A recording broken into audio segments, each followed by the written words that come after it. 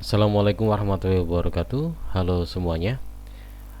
Pada video kali ini saya akan menjelaskan terkait uji praktik bahasa Indonesia yang kita sepakati untuk mengambil atau menggunakan nuansa pertunjukan drama fabel.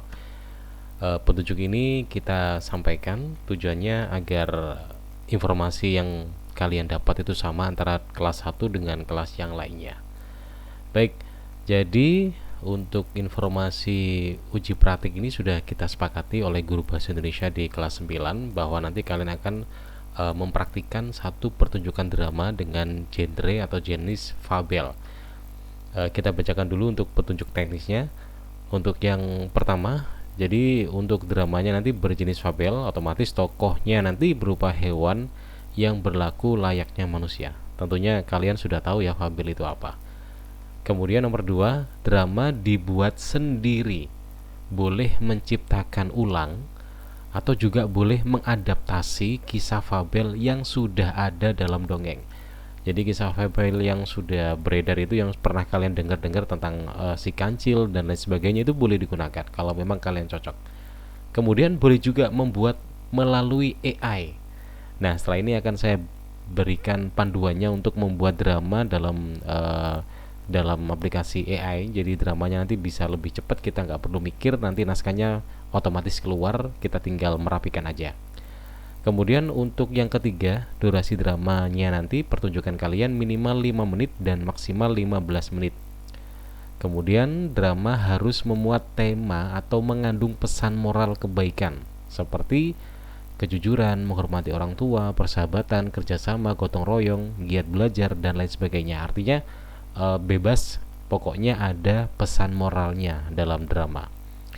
Kemudian drama wajib berbahasa Indonesia. Karena ini merupakan praktik pembelajaran bahasa Indonesia, maka otomatis bahasa yang digunakan wajib berbahasa Indonesia. Tidak boleh menggunakan bahasa campuran, apalagi bahasa Jawa full itu nggak boleh. Jadi harus yang bahasa Indonesia wajib. Kemudian dalam satu kelompok hanya menyisakan satu siswa yang bertugas sebagai sutradara atau pengatur penata permainan. Siswa lain wajib bermain menjadi aktor dan harus memegang dialog. Jadi nanti di dalam kelas kalian akan dibagi 4 kelompok. Masing-masing kelompok nanti ada yang 8 orang, ada yang 7 orang, menyesuaikan dengan jumlah kelas siswa dalam kelas ya. Nah, di situ nanti misalnya ada 8 orang dalam satu kelompok, berarti yang 7 orang ini wajib menjadi aktor dan harus dapat dialog. Jadi nggak boleh tuh ada aktor figuran yang warawiri nggak ada dialognya. Jadi harus ada dialognya. Dan menyisakan satu orang yang dia boleh tidak main karena dia nanti fokus menjadi sutradara. Misalnya kalau mau ikut main gimana? Ya boleh-boleh aja, monggo. Kalau memang dirasa perlu ya silakan. Yang jelas kita tidak mewajibkan untuk satu orang ini. Tapi kalau dia tetap pengen main menjadi sutradara sekaligus ikut main juga monggo silakan. Berikutnya, drama bersifat permainan langsung, bukan dubbing atau rekaman. Jadi kalian nanti dialog langsung ya. Mungkin kalian sudah pernah mendapatkan kegiatan ini di materi lain seperti pembelajaran bahasa Jawa dan lain sebagainya. Nanti seperti itu. Jadi bermain langsung, tidak ada dubbing atau rekaman. Berikutnya, setting dan properti buat sekreatif mungkin karena merupakan bagian dari penilaian. Ingat, kalau ada kata kunci kreatif, artinya kalian silakan membuat, jangan membeli ya. Jadi misal kayak membuat topeng-topengan dari kardus atau dari kertas atau apalah gitu. Silakan olah sekreatif mungkin. Kemudian musik ilustrasi permainan tidak diwajibkan ada. Jadi nanti kalian tidak wajib ada musik ya. Nggak ada musik juga nggak apa-apa karena yang kita lihat adalah pertunjukan drama kalian. Namun jika ada yang ingin menggunakan, dipersilakan. Dengan catatan menyiapkan alat sendiri dan yang mengoperatori adalah sutradara. Jadi satu orang tadi yang tidak main alias sutradaranya itu yang menjadi operator. Gitu ya. Kemudian masing-masing guru tersedia untuk melayani kelompok yang hendak berkonsultasi. Jadi kalian nanti selama proses pembelajaran mulai dari kalian sekarang atau saat ini menyaksikan video ini, kalian nanti kalau ada nggak pahamnya atau mungkin pengen konsultasi terkait naskah atau masalah apapun yang terjadi dalam kelompok, silakan datang ke guru kalian, kami tersedia untuk melayani kalian. Kemudian yang terakhir, penilai drama uji praktik adalah lintas guru pengajar. Jadi bukan kita yang menilai. Nanti ada guru lain yang akan kita ajak ke ruang pertunjukan untuk menilai kalian langsung. Jadi biar lebih objektif. Jadi bukan kita guru kalian yang menilai, tapi lintas guru lain. Nah, yang kami nilai adalah untuk penilaian kelompok. Ada dua nilai ya, ada nilai kelompok dan juga nilai individu. Nanti ini akan menjadi nilai gabungan. Yang pertama adalah nilai kelompok, berlaku untuk semua. Jadi nilai satu kelompok ini akan berlaku sama rata untuk semua tim yang ada dalam kelompok itu. Yang kita nilai adalah kisah dan muatan pesan moral. Ini bobotnya 20, kita sama 20 semua ya. Kemudian nilai kekompakan, nilai tata blocking pemain. Tata blocking berarti ya letak-letak pemain itu. Kemudian tata busana, kemudian tata panggung dan properti. Jadi kayak setting membuat pohon-pohonan atau mungkin laut atau mungkin apapun itu yang sesuai dengan kisah kalian. Dan properti ini ya properti seperti tongkat, pedang, kursi dan apapun itu. Ini nilai kelompok. Kemudian ada nilai individu. Jadi kalian nanti akan ada nilai yang berbeda antara satu teman dengan teman yang lain dalam satu kelompok. Ini nanti nilai individu yang kita ambil adalah dari nilai vokal kalian. Suara kalian nanti terdengar jelas atau tidak, keras atau tidak gitu ya.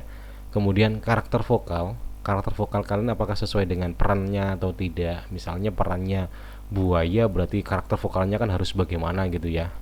Dibandingkan dengan kalau menjadi kelinci, berarti kan karakternya pasti akan berbeda dengan menjadi buaya. Kemudian penghayatan peran, jadi penghayatannya kalian bagaimana itu nanti kita nilai. Kemudian gestur dan mimik. Jadi gestur ini ekspresi melalui tubuh atau gerak tubuh, kemudian mimik ini ekspresi melalui wajah. Itu nanti kita nilai. Dan yang terakhir adalah kelancaran dialog. Jadi kalian nanti ketika berdialog itu lancar atau tidak. Secara sederhana kira-kira ya kalian nanti hafal atau tidak gitu ya. Tapi ingat ini bukan uji hafalan. Jadi kalau ketika nanti kalian udah berdialog ya silakan berdialog aja. Kalau ada yang lupa-lupa ya silakan diimprovisasi atau bagaimana gitu. Nah, ini terkait petunjuk teknis ya untuk uji praktek nanti, selebihnya akan diterangkan oleh guru kalian di dalam kelas.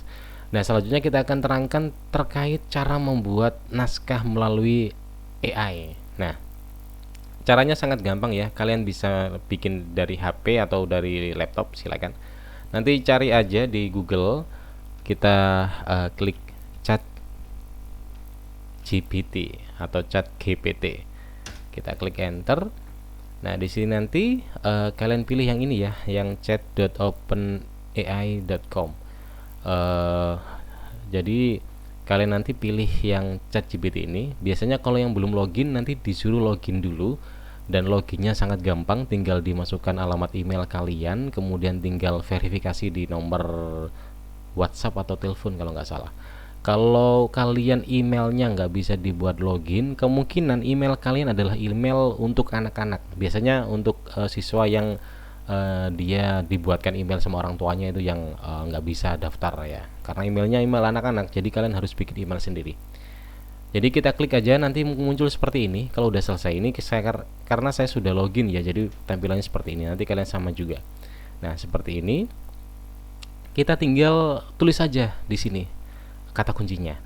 Ingat ya, kata kunci akan memunculkan sebuah teks yang sesuai dengan permintaan kita. Artinya kalau kata kunci itu masih bersifat umum, bisa jadi teks yang dikeluarkan ya bisa jadi sesuai, bisa jadi tidak. Tapi kalau semakin rinci maka akan semakin sesuai. Kita langsung aja contoh. Misalnya saya bikin kata kunci, buatkan saya naskah drama fabel. Udah gini aja, nanti muncul. Nah, dia akan membuat. Nah, di sini udah kelihatan ada judul Kancil si Penipu Bijaksana. Tokohnya ada 4. Kemudian settingnya hutan. Nah, ini adegan-adegannya, ada dialog-dialognya. Dia akan terus membuat. Kita tinggal nunggu aja, biarkan sistem AI yang membuat.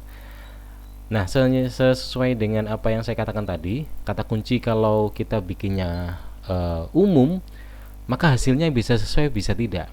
Misalnya nih, tadi kan kata kunci saya adalah buatkan saya naskah drama fabel. Ini kan umum. Artinya yang keluar akhirnya, karena di grup saya ini ada 8 orang dan 7 orang harus main, ini kan tertampil ada 4 orang aja, ya kan? Berarti kan nggak sesuai. Karena kata kunci kita sangat umum gitu. Nah, biar sesuai dengan kita, maka kita buat kata kunci semakin rinci. Misal contoh di sini saya sudah menyiapkan kata kunci-kata kunci. Nah, misalnya nih, buatkan saya, ini saya copy. Ini kata kuncinya lebih rinci daripada tadi ya. Oke, buatkan saya, ini saya tambahin naskah drama. Nah, dia akan keluar. Judul Kejujuran Si Kunci Kebaikan. Tokonya udah kelihatan ada 8 di sini. Nah, di sini nanti keluar dialognya.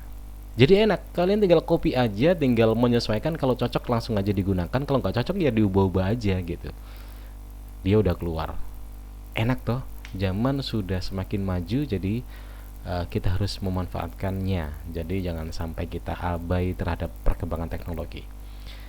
Misalnya kita mau lebih rinci lagi, misalnya ini udah dapat cerita ini tapi kita kurang sesuai, misalnya ya, tokohnya sih udah sesuai 8 sesuai permintaan kita, tapi kita pengen lebih sesuai, ya silakan lebih dirincikan kata kuncinya.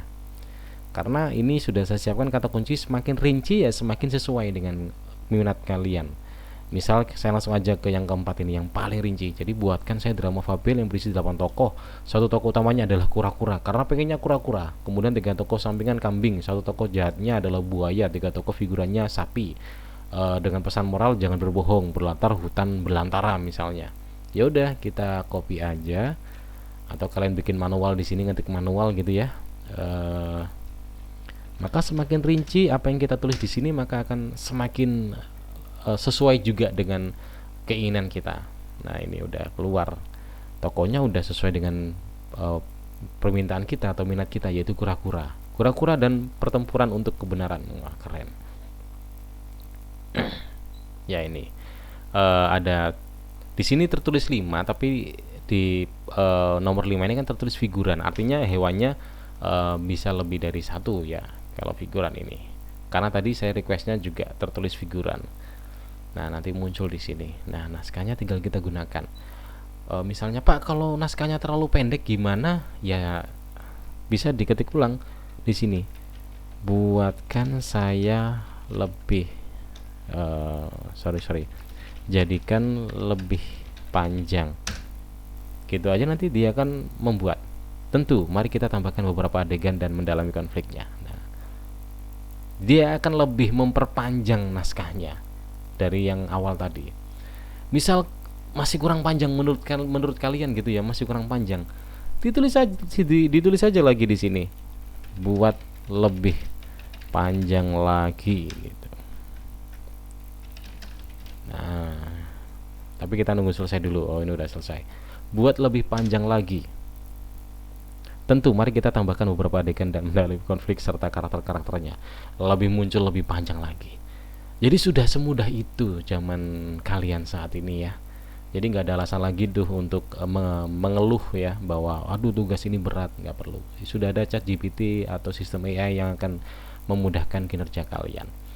Nah, ini adalah cara-caranya ya. Kalau udah cocok silakan di copy, kemudian bisa diolah lagi, boleh ditambahi sendiri atau dipermani sendiri, monggo silakan. Kemudian silakan berlatih dan dipersiapkan untuk uji praktiknya nanti. Jadi itu ya panduan kali ini terkait persiapan untuk uji praktik bahasa Indonesia pertunjukan drama fabel, untuk petunjuk teknisnya dan juga cara-cara dalam membuat naskah di ChatGPT. Tapi kalau misalnya kalian mau bikin naskah yang udah ada aja, misalnya naskah Si Kancil yang kebetulan jumlah tokonya udah ada sesuai dengan jumlah pemain yang ada di kelompok kalian, juga monggo aja silakan. Itu yang bisa saya bagikan di sini untuk kalian. Mudah-mudahan bisa membantu untuk ujian praktik kalian. Tetap semangat, karena ujian bahasa Indonesia nanti hanya ujian praktik, nggak ada ujian tulisnya. Kita sudah sepakat bahwa ujian kita hanya praktik, nggak ada uji tulis. Kalau di materi lain mungkin masih ada ujian tulisnya, kalau bahasa Indonesia udah nggak ada. Kita nilainya ngambil full dalam ujian praktik ini. Jadi silakan gunakan kemampuan atau potensi kalian sebaik mungkin, semaksimal mungkin agar mendapatkan nilai yang bagus, agar nilai kalian di akhir semester ini bisa tinggi dan bisa membantu untuk hasil nilai SKL kalian. Terima kasih, mudah-mudahan bermanfaat. Sekian, assalamualaikum warahmatullahi wabarakatuh.